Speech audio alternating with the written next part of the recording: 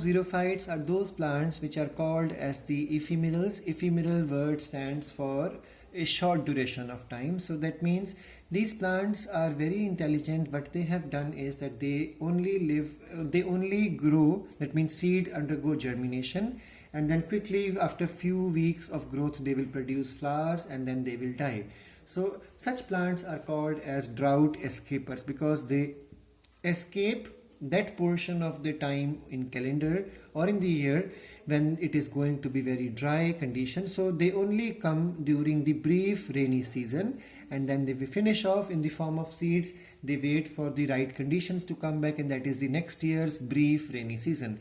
Example, Euphorbia prostrata is a plant which is a ephemeral. So these plants are not visible to us when the dry conditions prevail because they exist in that situation in the form of seeds.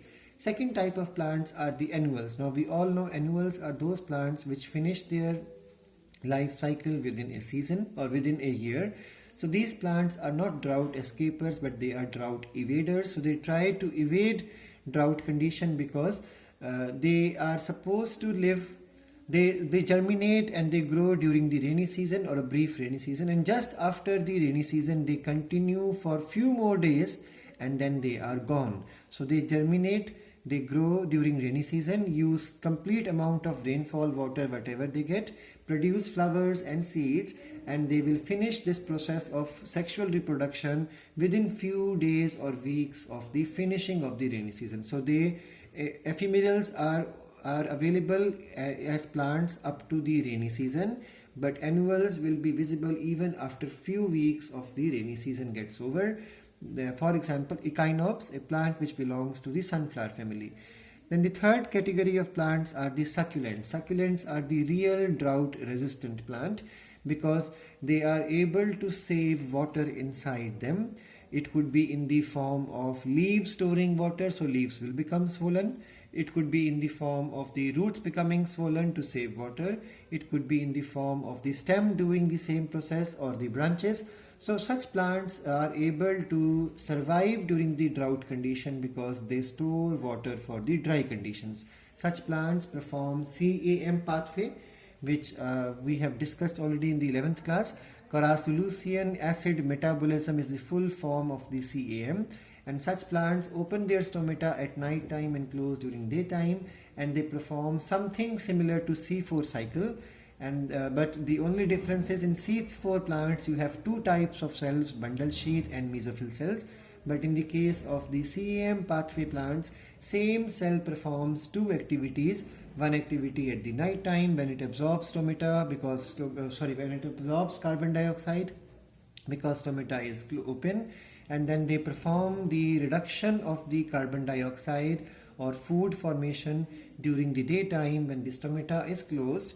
So these plants either show cheilocholy. Now what is cheilocholy? This stands for the succulent condition. So either their stem becomes succulent or their leaves will become succulent, that is called as cheilophily, or cheilorahizae when their roots will become succulent, example asparagus.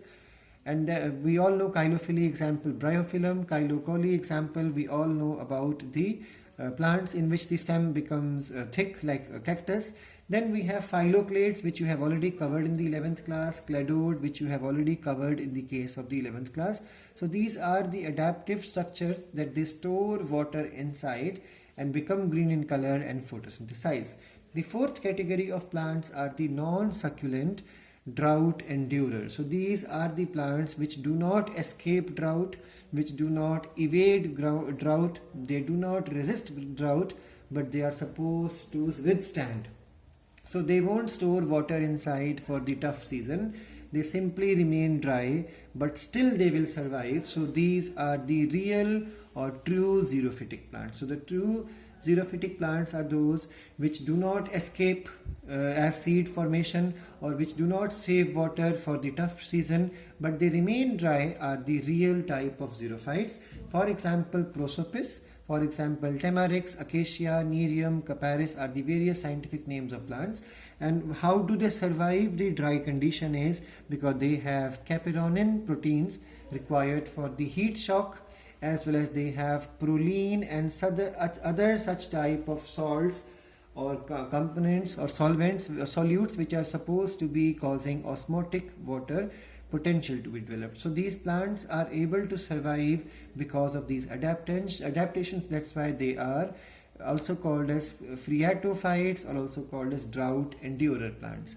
In comparison with this, the hydrophytes are those plants which are surrounded with a lot of water, so a water body would be there, and now these plants can either be submerged completely into water, or they could be suspended in water, they could be free floating in water, or anchored at the bottom of the water body to the soil, or they can be emergent plants. So these plants develop special adaptations, such as they carry aerenchyma, which provides them buoyancy, which provides them lightweight and sponginess, because of which their petiole as well as the leaf, they remain on the surface of the water.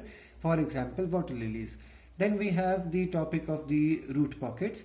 These plants basically, instead of carrying root hair, carry good number of root pockets, which help a lot in the mechanism of survival in the water inundated conditions.